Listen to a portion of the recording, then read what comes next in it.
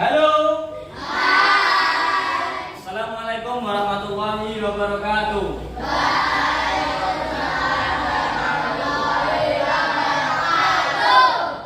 Kaifa halukum fi hadzal yaum? Khair. Alhamdulillah. Allahu akbar. Yes. Ulangi. Kaifa halukum fi hadzal yaum? Khair. Alhamdulillah. Allahu akbar. Yes. Oke. Ya. Baik, sebelum pembelajaran silakan berdoa terlebih dahulu. Yogi memimpin berdoa. Duduk siap. Siap. Berdoa mulai. A'udzu billahi minasy syaithanir rajim. Bismillahirrahmanirrahim.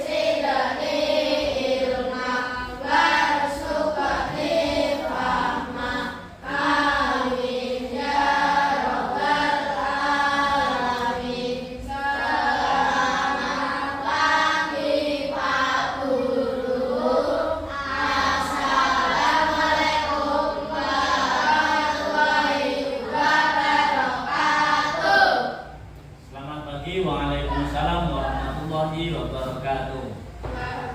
Terus, baik anak-anak, sudah siap belajar ya. Materi sebelumnya tentang PAI, pelajaran PAI, kalian masih ingat kita belajar tentang apa?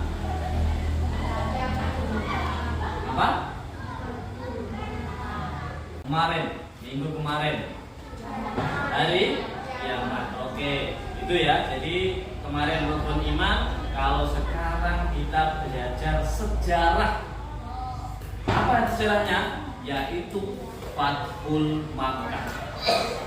Ya. Anak-anak sudah tahu belum? Ada yang sudah tahu apa itu Fathul Makkah? Belum? Oke, Fathul Makkah apa? Pembebasan kota Mekah. Pinter. Tepuk tangan untuk Mekah. Oke, pembebasan kota Mekah atau penaklukan kota Mekah. Nah, jadi tujuan pembelajaran hari ini agar supaya kalian paham, memahami sejarah Fathul Mekah, dan kalian bisa mengambil ibarat atau hikmah daripada cerita atau sejarah perjuangan Nabi Muhammad SAW. Oke, silakan tonton video ini ya. Jadi nanti ketika sudah melihat video ini kan itu ada ilustrasinya ya, lengkap. Jadi sejarah bagaimana terjadinya Fathul Mekah, terus ada apa di Mekah sebelum Nabi Muhammad hijrah. Nah itu silakan ditonton melalui video ini ya anak-anak ya. Oke. Nah, tapi sebelumnya Pak Ahmad setelah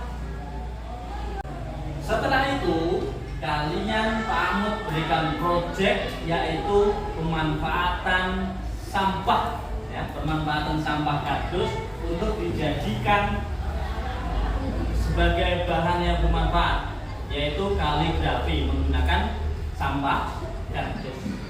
Oke, sudah siap ya? Siap? Jawab yang tegas dan semangat. Siap? Jadi laki-laki perempuan mental Indonesia itu siap. Oke? Oke. Baik, silakan tonton video mengenai pembukaan ini. Nanti setelah ini Pak Ahmad jelaskan, setelah itu Pak Ahmad berikan project, yaitu pemanfaatan sampah atau P5. Oke?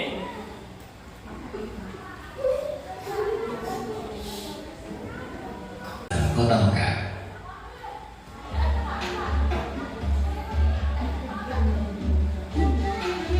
Awal bulan Zulqa'dah tahun ke-6 Hijriah, Nabi Muhammad bersama 1.400 sahabatnya bergerak menuju Mekah dalam rangka menjalankan ibadah umroh. Rombongan besar tersebut membawa 70 ekor unta sebagai hewan kurban.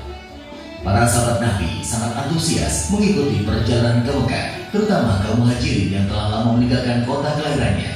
Namun, perjalanan mereka terhenti di wilayah Hudaybiyah, 22 km arah barat kota Mekah. Di Hudaybiyah, beberapa orang Quraisy bertanya tentang keperluan rombongan Nabi datang ke Mekah. Utusan Nabi Muhammad menjelaskan bahwa kedatangan mereka bukan dalam rangka penyerbuan, tetapi untuk menjalankan ibadah umroh, menyembelih kurban, dan setelah itu kembali ke Madinah. Namun, orang-orang Quraisy tetap bersikeras menolak kedatangan Nabi Muhammad dan para sahabatnya. Melihat penolakan orang-orang Quraisy, Nabi Muhammad mengutus Utsman bin Affan menemui para pemimpin Mekah dan menjelaskan tujuan kedatangan mereka. Utsman bin Affan diperlakukan dengan baik oleh para pemimpin Mekah. Bahkan, para pemimpin Mekah mengizinkan Utsman untuk melakukan tawaf di Ka'bah. Tapi tanpa Nabi Muhammad dan para sahabatnya, Utsman menolak tawaran tersebut. Para pemimpin Mekah tetap menolak kedatangan Nabi Muhammad dan para sahabatnya. Oleh karena itu, dilakukan perundingan antara kaum muslim dan Quraisy Mekah. Nabi Muhammad memimpin langsung delegasi kaum muslim, sedangkan delegasi kaum Quraisy dipimpin oleh diplomat senior mereka, Suhail bin Amr. Perundingan yang berjalan aman tersebut akhirnya menghasilkan beberapa kesepakatan yang isinya: pertama, gencatan senjata antara kaum muslim dan Quraisy Mekah selama 10 tahun. Tidak akan ada tindakan buruk maupun permusuhan dari kedua belah pihak. Kedua, jika ada yang datang kepada Muhammad tanpa izin keluarganya, maka dia harus dikembalikan. Dan jika ada musuh yang datang kepada kaum Quraisy, maka dia tidak akan dikembalikan. Ketiga, dibebaskan kepada seluruh klan yang ada di Arab untuk menjalin kerjasama kepada kaum muslim maupun kaum Quraisy. Keempat, pada tahun tersebut rombongan kaum muslim belum diperbolehkan memasuki Mekah. Pada tahun berikutnya, kaum muslim baru diizinkan masuk Mekah selama 3 hari dan hanya boleh bersenjatakan pedang tanpa diurus. Kelima, perjanjian antara kaum muslim dan Quraisy Mekah didasari ketulusan dan kesediaan untuk melaksanakannya tanpa penipuan dan penyelewengan.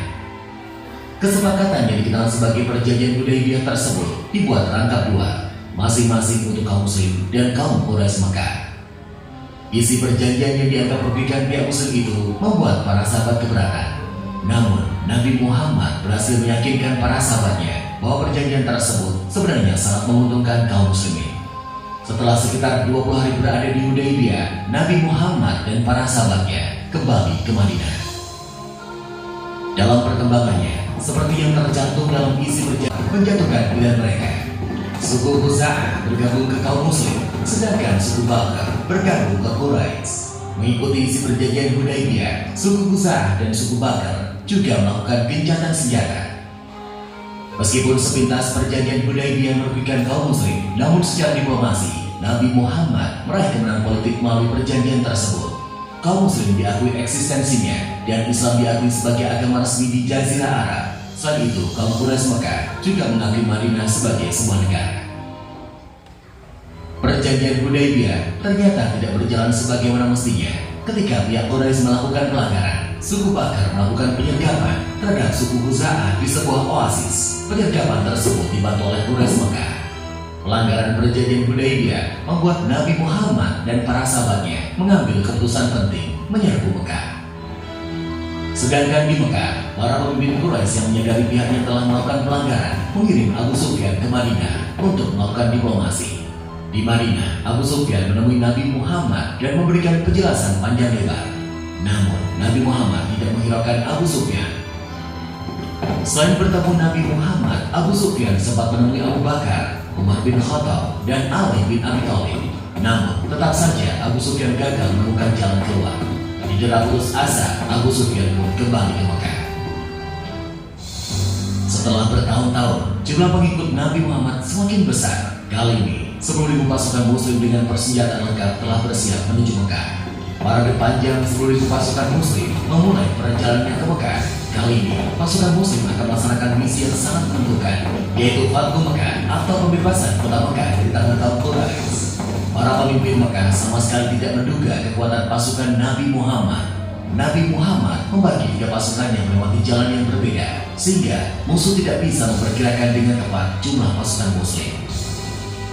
Ketika pasukan muslim memasuki Mekah, kaum Quraisy hanya bisa pasrah karena tidak mungkin melawan kekuatan sebesar itu. Nabi Muhammad memerintahkan para pemimpin pasukannya mengucapkan Al-Yawm, Yaum Al-Marhamah, yang artinya adalah hari ini hari kasih sayang. Nabi Muhammad mengampuni semua penduduk Mekah dan melarang pasukannya melakukan pertumpahan darah. Hari itu, 17 Ramadan tahun ke-8 Hijriah, Mekah berhasil dibebaskan dari kekuasaan kaum Quraisy Mekah. Saat itu juga, berhala-berhala yang berada di sekitar Ka'bah dihancurkan. Pembebasan kota Mekah menjadi tonggak sejarah, tidak hanya di Jazirah Arab, tetapi juga di seluruh dunia. Nabi Muhammad tampil sebagai pemimpin yang memberikan contoh bagaimana sebuah penaklukan pusat kekuasaan musuh tanpa pertumpahan darah, sekaligus tanpa pembalasan dendam. Dalam tradisi Arab, pihak yang kalah akan menunggu giliran untuk dieksekusi. Namun, Nabi Muhammad menghapus tradisi tersebut. Pihak yang kalah telah diampuni.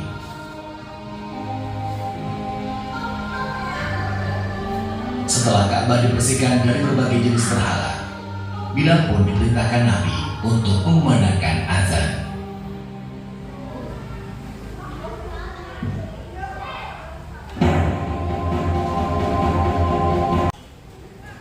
Fathul Mekah, mungkin sedikit gambarannya seperti itu ya.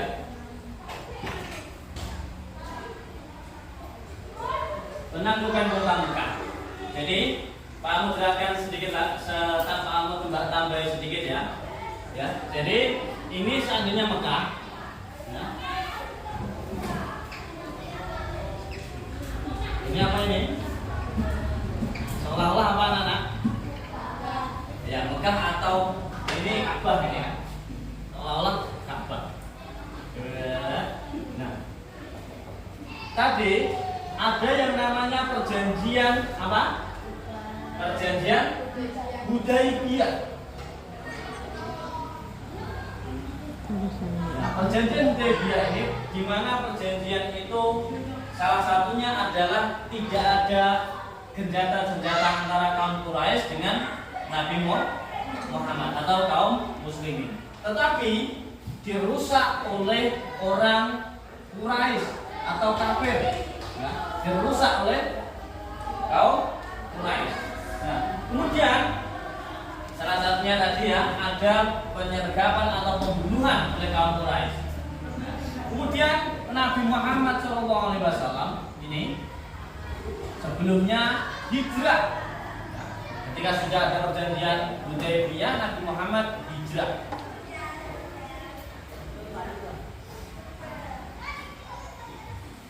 Nah, ini Nabi Muhammad, ini seolah-olah pengikutnya.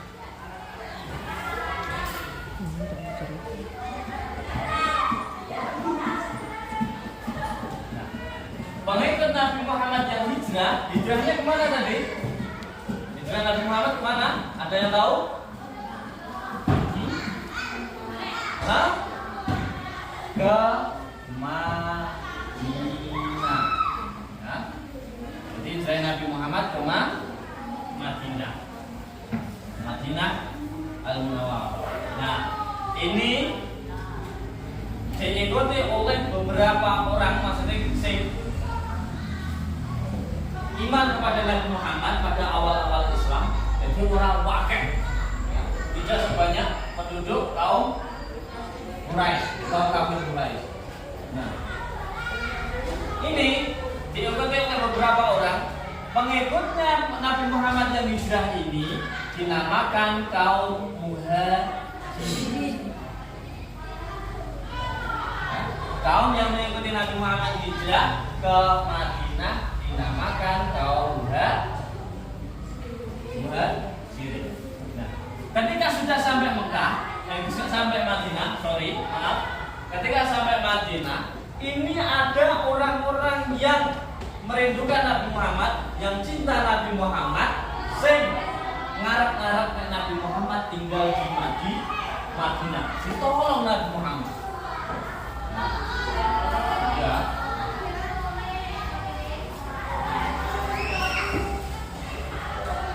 Ini orang-orang yang menolong Nabi Muhammad ini dinamakan kaum Ansor. Sampai lali ya. Yang mengikuti Nabi Muhammad hijrah dinamakan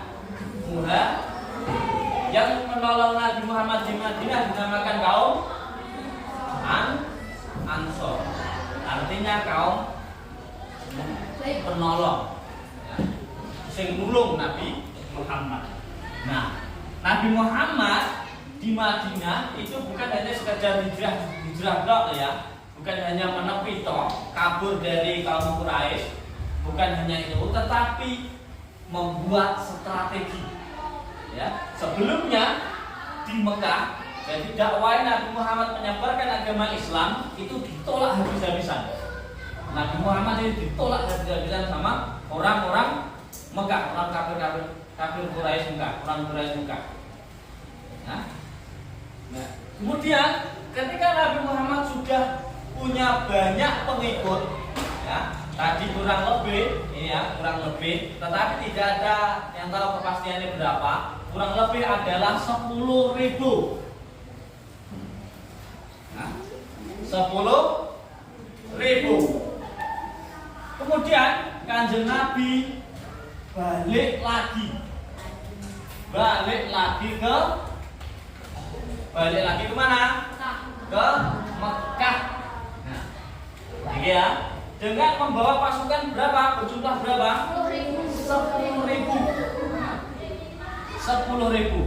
Nah, kemudian kaum Quraisy ini, orang-orang Quraisy, orang-orang Mekah ini, karena melihat pasukan Kanjeng Nabi tadi ya, sing disebar dari tiga apa kan? Hah? Tiga apa? Hah?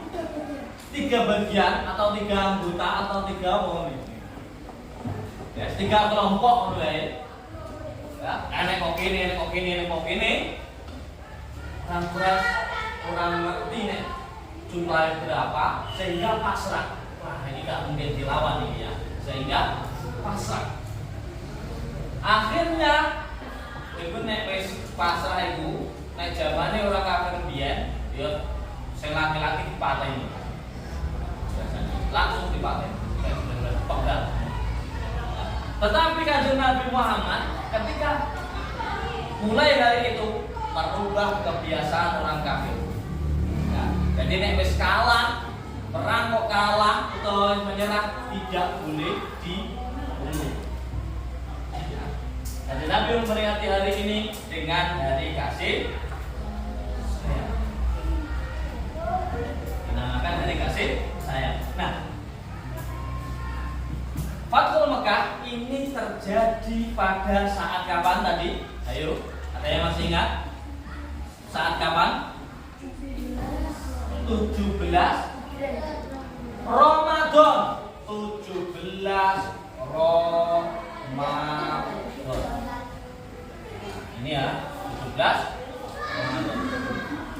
Atau 8 Hijriah tahunnya. Nah, ini 17 Ramadan ini juga banyak sekali ya kejadian-kejadian, termasuk asbabun nuzul turunnya Al-Quran. Turunnya Al-Quran juga pada 17 bulan itu. Nah, terus tugas selanjutnya yakni sebentar, Pak mau tanya mengenai pelajaran ini, ada yang bertanya? Mengenai Fathul Mekah ada pertanyaan? Ayo. antara paham dan sangat tidak paham. Antara yang mana ini? Halo. Hai. Ada pertanyaan? Kalau tidak ada pertanyaan, saya yang bertanya. Saya yang bertanya. Fathu Mekah terjadi pada saat kapan? 17 Ramadan. Yo delok kene kok. Orang-orang yang mengikuti Nabi hijrah dinamakan apa? Sing nolong Ansor. Terus jumlahnya berapa? 1000. Kemana? Dari Madinah ke Nah, ini ya, kalau saya tambah ini, yang pertama dilakukan oleh Kanjeng Nabi yaitu masuk di Mekah, membuat ini Mekah itu dulu Ka'bah, kalau masuk di Mekah, masuk di Ka'bah. Ka'bah ini semacam ruangan kayak gini loh, nah. Ini ruangan ini. Isinya dia diseni patung-patung. Nah, jadi sumbangan orang-orang kafir Quraisy ya. Kafir Quraisy ini gawe kalau tepung barang ngono iki iso gawe patung, terus disembah. Kayak patung lemah, kayak patung sembah. Nah, ini dikeluarkan semua. Ya, saya menggok ini diberantas semua. Patung-patung tak semua. Oke. Selanjutnya yaitu tugas kedua. Saya bagi kelompoknya terlebih dahulu ya. Saya bagi kelompoknya terlebih dahulu. Ini kelompok 1, kelompok 2, dan kelompok 3. Ya. Jadi selanjutnya P5. Ya. Jadi menulis pemanfaatan kardus bekas sebagai media kaligrafi. Ya. Kardusnya silahkan dikeluarkan ini ya. Ada kelompok 3, kelompok 2 ini. Jadi pemanfaatan sampah kardus sebagai media kaligrafi.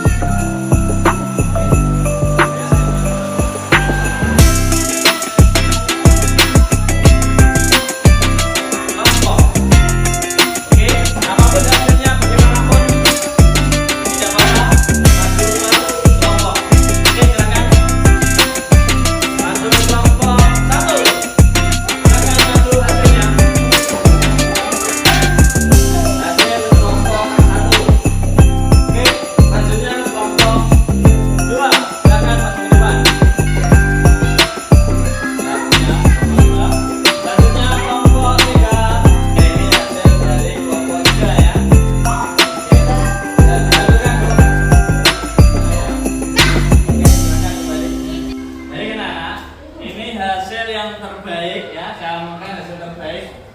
Kaligrafi dari kardus bekas adalah 3. kelompok 1.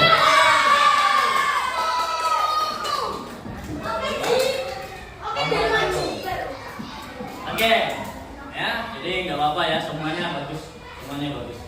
Nah, jadi yang terakhir, ini Pak Ahmad ingin menyampaikan, yaitu angket penelitian. Jadi kalian nanti diisi ya, diisi bebas.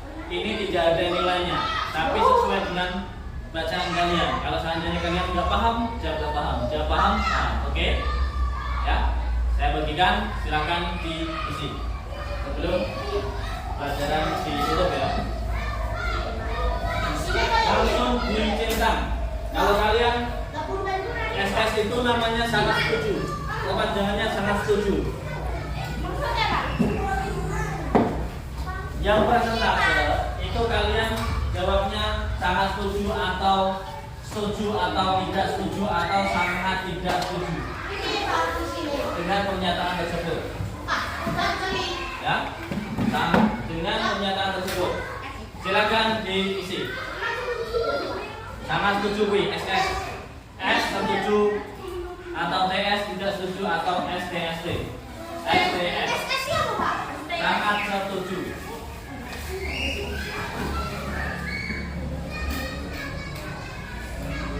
Langsung kalau jawabannya dicentang, bread.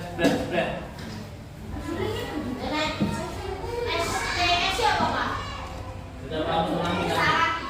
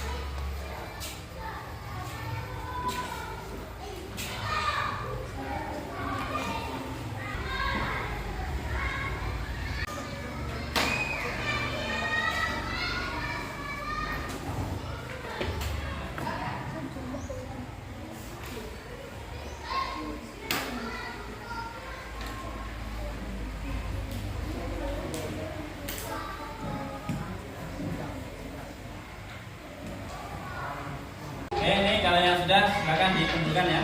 Masuk. Tunjukkan. Oke.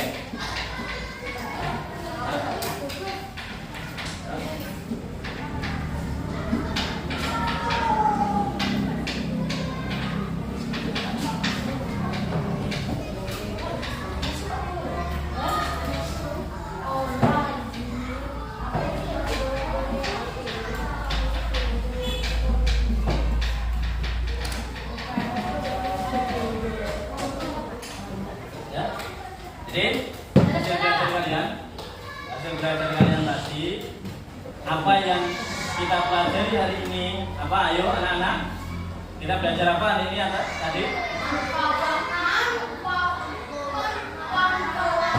Betul, makan, terus memanfaatkan kardus dibuat menjadi wadah kaligrafi. Oke, ya. Semoga apa yang kita pelajari hari ini bermanfaat untuk kita semua. Allahumma. Oke. Apabila ada salah kata dari Pak Ahmad, kami minta maaf yang sebesar-besarnya. Kemudian kita tutup belajar hari ini dengan bacaan Alhamdulillah bersama-sama.